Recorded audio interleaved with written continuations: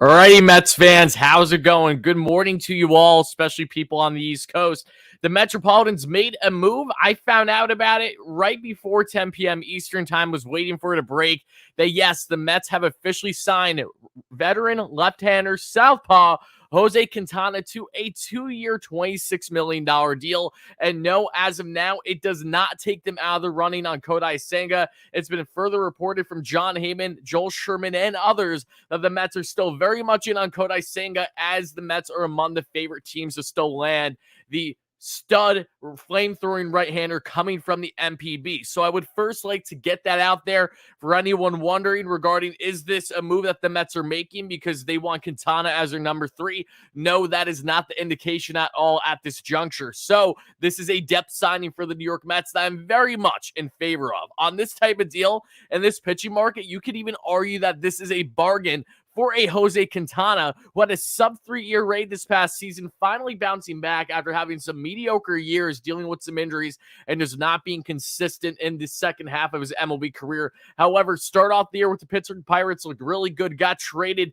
to the St. Louis Cardinals and stayed consistent there. Jose Quintana now will likely be the Mets' number 4 or number 5 starter at absolute most for the upcoming season. And at 2 years, $26 million, after seeing Jameson Taillon sign basically the same thing as Taijuan Walker yesterday at 4 years, $68 million to the Chicago Cubs right after we were done with last night's live stream. Yeah, I am very happy with this deal. This is a very smart deal for the New York Mets. They get another southpaw, and now what I look at, especially in the scenario where they do land a Kodai Senga, now you're having David Peterson be at your number 6. Maybe David Peterson's going to be your next swingman. Maybe that is what the Mets want to do with the assumption of losing Trevor Williams. I'm very happy with this deal as a Mets fan. No, I'm not going to be screaming about it or whatever.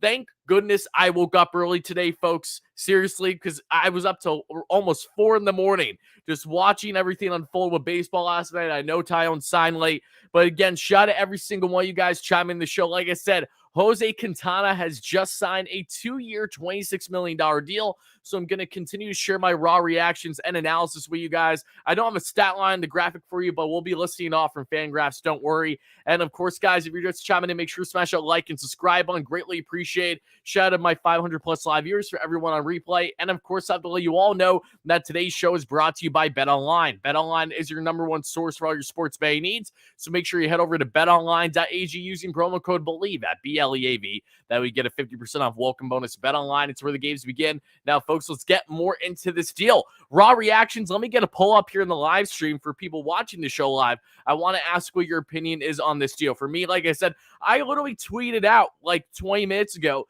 how would Mets fans feel about a potential 2023 rotation of Max Scherzer, Justin Verlander, Kodai Senga, Jose Quintana, Carlos Carrasco, and then number 6, number 7 options are David Peterson and Tyler McGill. And pretty much every single person responded by saying that, yes, I like that, or at minimum, I don't hate it. It's definitely something that I will not be against for the upcoming year. So let me get your raw reactions, guys. Let me know in the live chat. Like I said, we're going to get more into Jose Quintana and his game, because trust me, if Jose Quintana did not have the season he just had in 2022, I would not at all be in favor of this move from what we've seen in recent years. And Jose Quintana honestly looks like a guy that I thought was going to retire early or be out of the league sooner than expected, because he had such a high rise early in his career with the Chicago White Sox in the early to mid 2010s, and then just completely fell off a cliff as soon as, I shouldn't say completely, but especially as you got to the year of 2019, he just wasn't the same pitcher. He went from being low to mid 3.5 ERA type pitcher. Then going from the White Sox to the Cubs was solid, but around a 4 ERA. Then in 2019, north of a 5 ERA, not exactly 5, but closer there than not. Then in the following years after that, bouncing with some teams, didn't look good. But this year, he had a massive bounce back season and pitched 165 innings. So for a guy that, again, is expected to be your number 4, number 5, I'm more than okay with this, especially when you look at his overall numbers. A lot of it is better right now than Jameson Taillon and Taijuan Walker. the same walk rate as Taijuan Walker. So you can't say that Quintana's just walking the bases. He's right in line with what Taijuan was doing. And now, granted, Taijuan Walker wasn't great with his command, but 2.55 walks per nine is not the end of the world. It's something the Mets can manage, especially as a depth starter. So this deal, I'm very much in favor of it. Again, as long as you make sure you still land a Kodai Senga or a Chris Bassett, or you get someone via trade. And I'd imagine that's the route the Mets would go down in this scenario where they do not end up landing a Senga or a Bassett, because there's really no other true number 3 type options out there in the free agent market afterwards. But let me get a pull up here in the live stream. And again, shout out all you guys for chiming in. Help us get to 200 likes for our first short-term goal to my roughly 600 viewers. We're already halfway to 100. Thank you guys all so much for that one. Give me 1 second. I'm going to put a pull up for you guys. Then we'll go forward.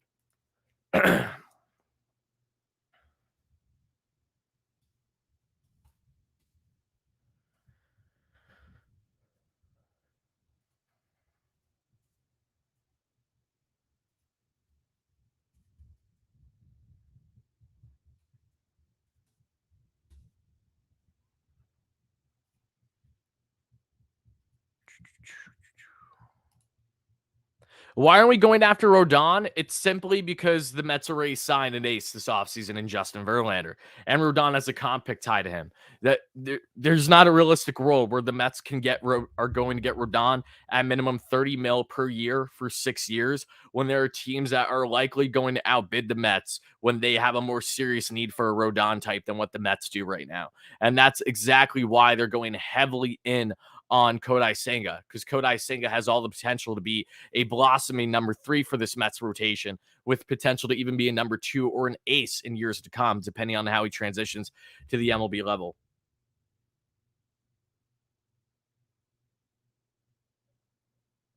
Jose Quintana and Kodai Senga also have the same agency, so that's definitely interesting here for sure. Let's see here, guys. Hold on. You guys are telling me to check Martino. Let me check. Martino has me blocked on Twitter, so bear with me. I need to Google his name real quick.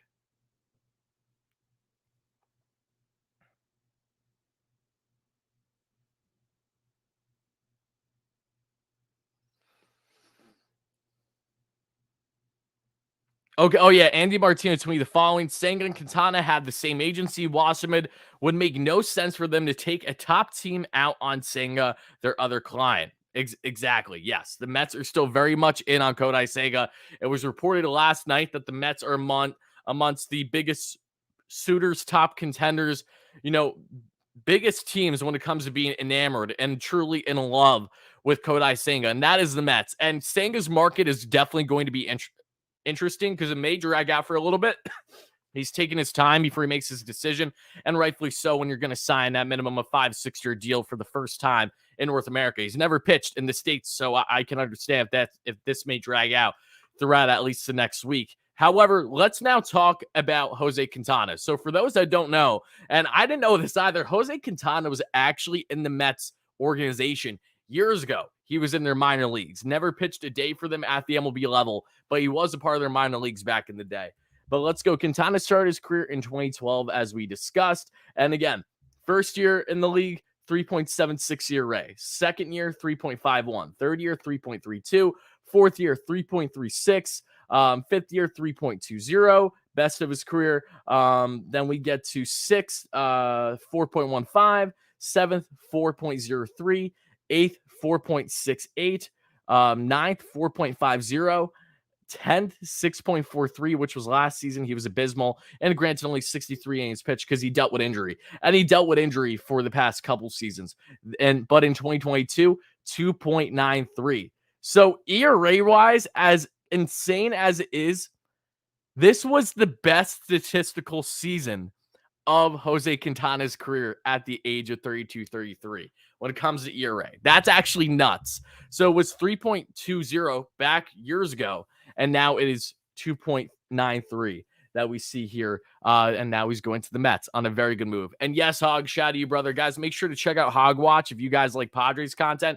He's your man, does exactly what we do on WardyNYM, but for San Diego. Yes, I love this deal. I love the bargain on it, Hog, especially because this does not change anything for the Mets' pursuit of Kodai Senga. If reports came out right away and said that the Mets are no longer in the pitching market, I would be furious. But that's not the case here, and that's why I like it.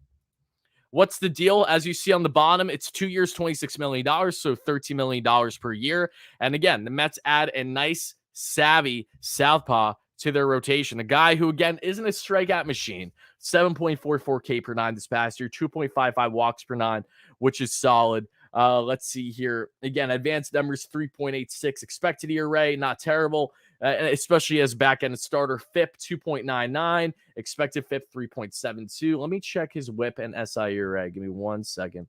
And he had 137 strikeouts this past year in 165.2 innings. His WHIP was 1.21, solid. And let me get to his SI ERA. Hold on. 4.02 SI ERA. So not great, but not terrible at the same time. So you look at his arsenal. He's got the fastball at 36%. He's got the curveball at 28%, changeup at 20%, and the slider at 16%. So he has that 4-pitch mix in his arsenal. Jose Quintana brings you nice depth for this Mets rotation. And it's funny because when you look at what Steve Gelbs was saying yesterday as well for SNY, I was in full agreement with him. It's just easier said than done. That's the thing. That's why I wasn't getting my hopes up. But he said that he truly believes the Mets need to add 3 starters this offseason, including Justin Verlander. Okay, so they got Verlander, and now they got that depth piece in Jose Quintana. Now all you need is truly a nice, high upside number 3, and Kodai Senga is right there for you. The Mets are all in on Senga right now. And I think the bigger thing right now is, if the Mets get Senga, how does that impact them with Nimmo to a degree? The Mets get Nimmo first. How does that impact them on Senga?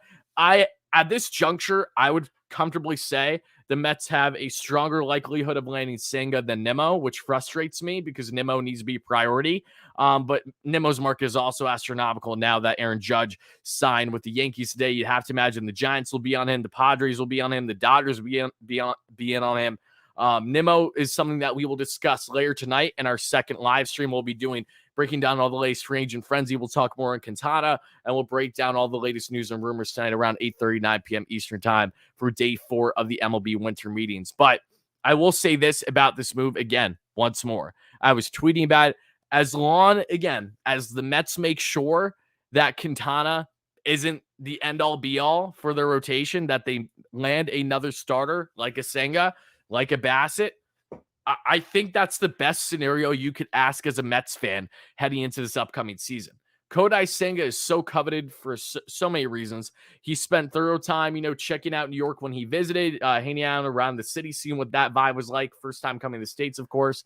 Buck Showalter is enamored in him. Billy Epper loves him. Billy has done a great job scouting players from the NPB over the years. He's going to be getting a 5 or 6 year deal. And with Tyone getting that type of contract, I'd imagine that Kodai Senga very well could, if he gets a 5-6 year deal, it'll be probably in that $100 million range, which is insane to think about, especially for a guy that's never pitched at the MLB level. But that is what his market is more than likely going to be right now. He has multiple offers on the table. So while you look at pure talent, you could argue that the Mets have a downgrade heading into next season than what they had this past year when everyone was healthy. But at the same time, what's most important, it's about being healthy and being out there. Justin Verlander, hopefully giving you a season between 25 and north of 30 starts, right? Jose Quintana, he pitched 165 innings and pitched in 32 games this year. That's what you need. That's exactly what you need. That's perfect, especially as a depth starter. And if you get Kodai Senga, as long as he transitions properly, that's another guy that should, as long as he stays healthy and everything, will give you 30. So I think with the Mets for their rotation for next season, there is a lot of hype and there's a lot of question marks, but there's going to be question marks no matter the route that they go down and addressing it. Everyone has some uncertainties, whether it's from a consistency level or it's from a health level. The Mets are going to have to overpay no matter who they land. So all in all, again, I'm very happy with what the Mets are getting here in Jose Quintana for the depth of their rotation. I'm glad they got this done too, because at absolute worst, if they don't say land a Kodai Senga, if they don't land one of him or a Chris Bassett, and it takes a bit for them to do trade talks per se, then they would transition from that. At least it gives them time then to go out and hopefully have a heavier pursuit of Nimmo in that scenario. Because I would argue that if Senga really is going to take his dear sweet time to sign, the Mets make sure they're all in on that market. But if he's not going to sign for at least a week, hypothetically speaking, because he's not going to rush it when he's making a big decision for him and his family coming over to the States for the first time, then I feel that's a true priority as well to make sure that you're focusing on Brandon Nimmo right now. And I don't know to what degree the Mets are doing that. So a lot of things to keep in mind with the Mets, but all in all, it's good to see that they were able to make the step move at such a good cost given this free agent market. Again, literally better numbers than Tyone in a lot of ways, better numbers than Taijuan Walker. I mean, and look at the price difference. The Mets, it was widely reported that if the Mets land a depth starter, they didn't want to go more than 2 years. This is like essentially this is their way of getting a Andrew Heaney, basically, right? Heaney went, of course, to the Texas Rangers. They get their own version of that and a more savvy vet, someone that has a better track record in his career than Heaney as well. Heaney had a phenomenal season, but only pitched like 75 innings. Mets get a guy who pitched 100 more innings than that, and again, had the best ERA of his career at the age of 32, 33. Plenty of things to like about this deal. I really can't emphasize enough how much I love this deal for the Mets on the depth side. I really, really do. Mets, thank you so much for that. This is a smart deal for the Mets. A lefty and not a long contract at what now is a reasonable rate. I wonder if pitching at Wrigley inflated his ERA a little bit. Definitely could have been, for sure. Again, he dealt with some injuries during his time in Chicago too. But yeah, all in all, to see Quintana bounce back the way he did really, was eye-opening to me. And I was not in favor of the Mets picking up Quintana for the sole reason of it being that, the Mets are picking up Quintana and that's it. That was the reason why I would not be in favor of this move. However, that's not the case here. And that's why I'm feeling glowing about the situation. Very happy about this move for the Mets. Thank you so much for the dono, Mets. I appreciate that. Isaac, thank you so much for the dono. McGill or Peterson, I vote McGill. I mean, Peterson earned his keep over McGill this past year when we're talking about competing for the rotation. Peterson was healthier and 8 more innings consistently. But I don't think either of them are going to be in the rotation to start 2023. I think Peterson's going to be your number 6 and McGill's going to be your number 7, and they will both be considered swingmans out of the pen. We'll see what happens, though. Thank you so much for the dono, Isaac. I appreciate that. Going down the list further here, bear with me. And again, I love Tyler McGill. I would love nothing more than him for that have the impact on this rotation again. I think the Mets are being smart by making sure they add the appropriate depth where they don't need to be dependent on them right away. Does the age of the rotation concern you, Wardy? Of course it does. I would be lying if I said it didn't. There's always concern. That's my only concern with Justin Verlander. It's not even JV's. It's not even JV's health. It's not his talent. It's just truly, it's just his age. So that's the biggest thing. Give me 1 second, guys. Hold on. Currently, the Mets CBT payroll is $298 million. Will Jose Quintana sign? They're now over the Steve Cohen tax threshold, and every dollar they spend gets taxed at 90%. If they stop spending today, their total bill would be at $34 million, but they're not stopping. That's crazy. I'm so happy that the Mets are clearly going past $300 million, but they're getting taxed 90%. Like, that's absurd. I F the Steve Cohen tax. That's all I have to say. Literally F the Steve Cohen tax. It's an absolute joke. It really is.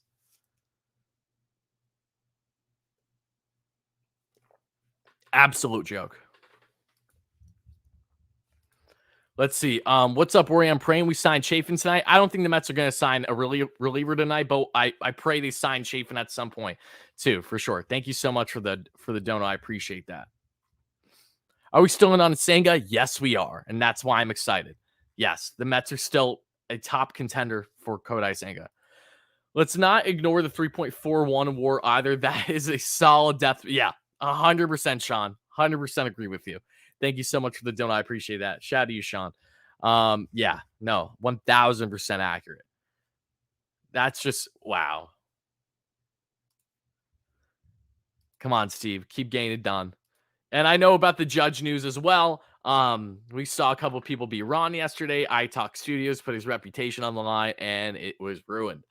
He deleted his tweet and took the L, as he said, which I found hilarious. And let's see, sign Correa or Swanson, move Escobar to second, McNeil to left, Canada center. God forbid we lose Nimmo. I just don't see either of that happening at all. Swanson isn't going to play a position that isn't shortstop. He's elite at shortstop. Swanson wasn't only great with his bat last year, but he was an elite defender. Correa has more flexibility, but no, Mets aren't going to land either of those big shortstops.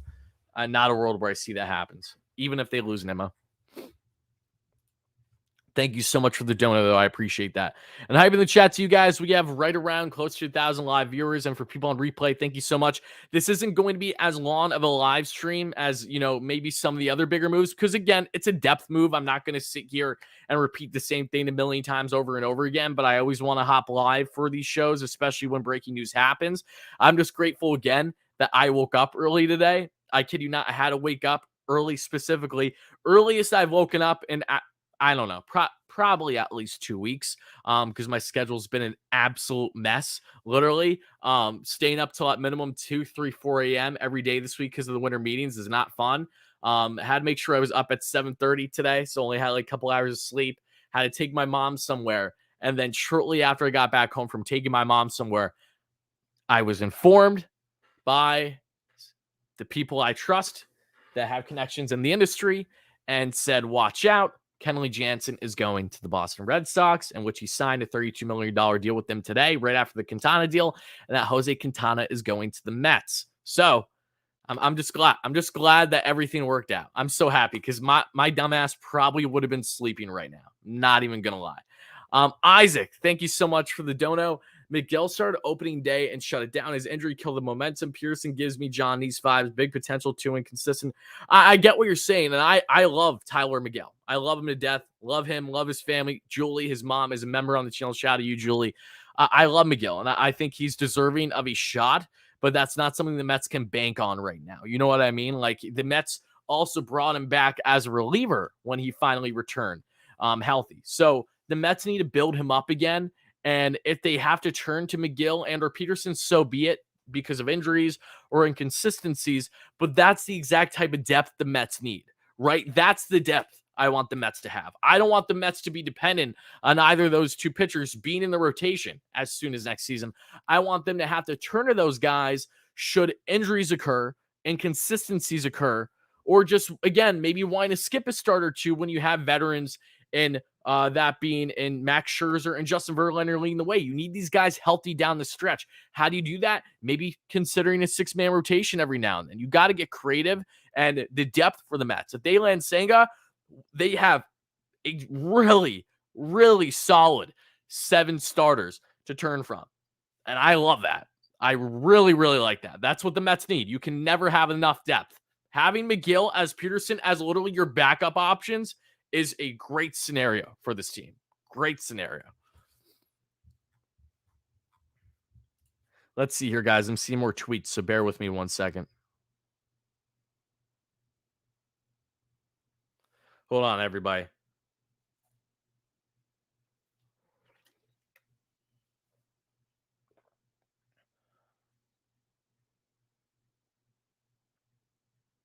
Bear with me 1 sec. With the details with Quintana, and then B, does this mean no Kodai Senga for the Mets? 2 years, $26 million for Quintana.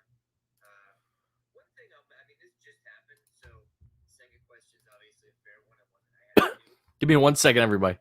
One thing I'll say is that point out that Quintana and Senga have the same agency, and so that is consistent on the point that I was just about to make. And then Mets are one of the main players. Seen as one of the main players for Senga. Senga's agency is Quintana's agency, so they're not gonna take out. Yeah, Andy Martino just reaffirmed that with Senga and Quintana being a part of the same agency, that's like basically only a helping hand. He is not writing them off at all from not landing Senga. Everything is reaffirming that the Mets are still very much in on Senga and will do their absolute best to land him. Wow, Wilson Contreras to the Cardinals. That's some more breaking news. Holy shit. There you go. They finally got their replacement. I mean, Yachty should have retired a couple years ago at minimum. Wow, that's crazy. Cubs fans are not happy. I can tell you that much. Cubs fans are not happy. They're straight up not having a good time. If they get Carlos Correa, that'll definitely make them feel okay. And I think Correa has a really good shot of going to Chicago. But damn, okay, Cardinals just get their catcher, that being a Wilson Contreras. No one should be upset about the Mets not doing this deal. We'll see what the deal is, but I didn't see the Mets landing Contreras.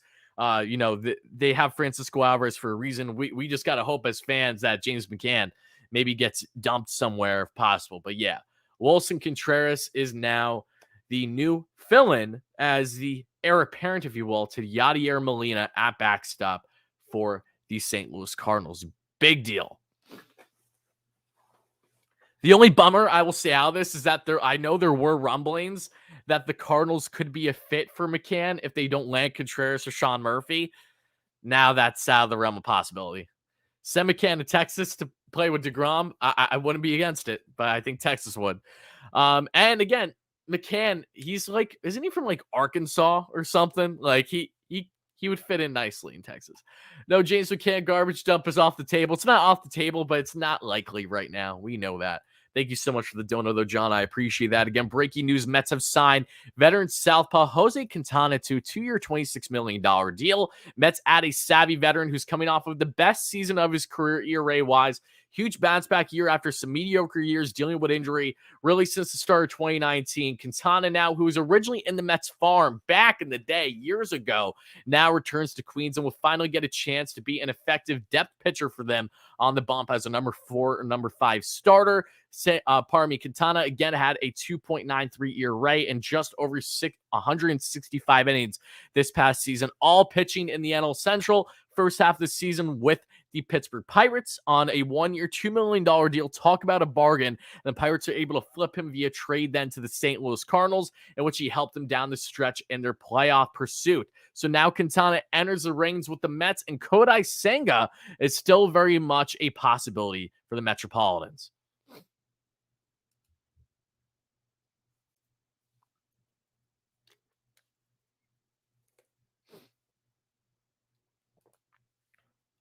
Oh, no, I 100% agree with you. Let me put it this way. I am not a fan of Andy Martino, more so for the personality, more so for him blocking every person imaginable on Twitter, more so because he's the type to really try to upset Mets fans when things are going right. He's been notorious for tweeting articles and making articles that contradict what brings Mets fans happiness and say like having a winning streak. He'll put out something there about the Mets, looking back on a tree that they lost or something. He's just Andy Martino is a phenomenal reporter, and I know Xander Bogaerts tweeted the eye emoji, so he's probably signing very soon.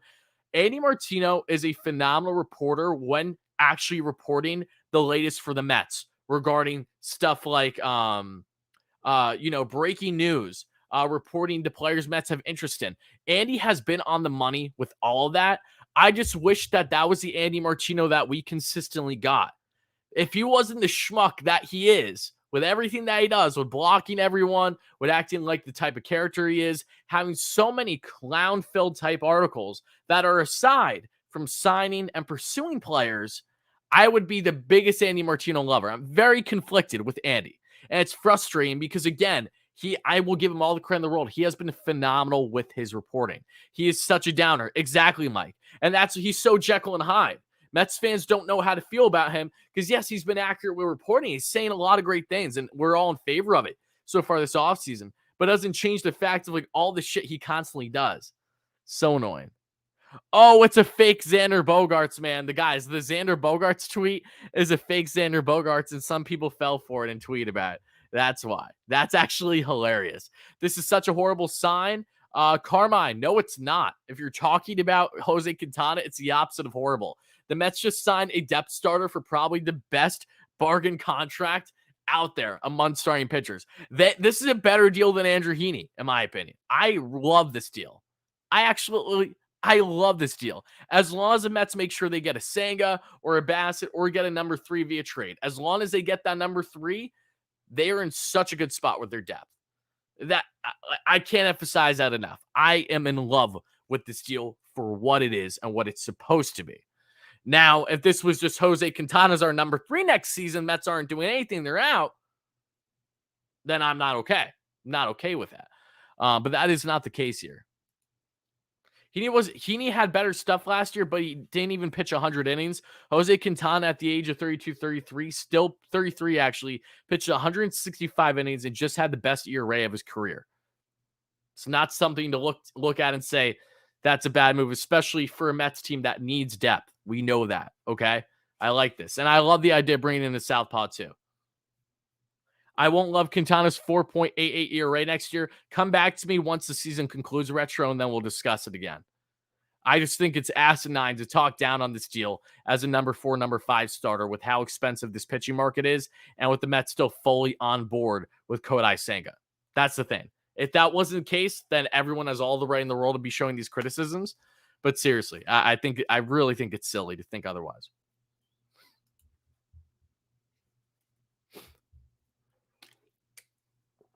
Carmine, we aren't getting anything else. Okay, so when the Mets do make more moves, make sure to reiterate that you were wrong in the live streams. I'm certainly looking forward to it.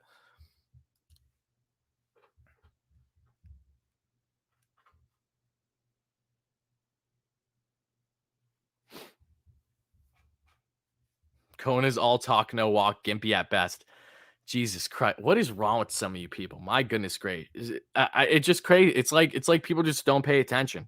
It's literally like people don't pay attention to the Mets having the biggest payroll in baseball this past year, and Cohen now going over the Cohen tax that they made specifically for him at $300 million, and he's taxed 90% of his dollars now going forward. Yeah. Clearly, he's done nothing. Tell me you're a casual without telling me you're a casual. The amount of fans who literally have no clue what they're talking about is actually absurd. And I'm talking all the fans out there that have the audacity to say that the Mets haven't done anything significant under Cohen. You literally have zero clue what you're talking about. And quite literally, you should just stop watching the Mets. Actually, you already have, because you clearly haven't been following the team the past couple of years.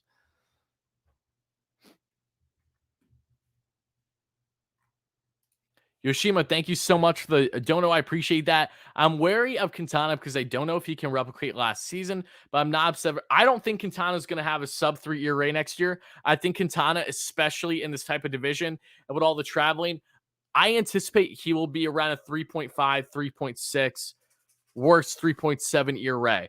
But again, as a number 4, number 5 starter, that should be more than enough as long as he eats his innings and as long as Max, Verlander do what they're supposed to. And should the Mets land a Senga, he performs as expected, return Bassett, or whoever that number 3 is going to be. So I would be more concerned of Quintana in the scenario where he is our definite number 3, but he's not. And that's why I really like this move, because you can never have enough depth, especially with having Pearson and Miguel on the back burner then as options you can pan to if need be. Thank you for the dono. I appreciate that.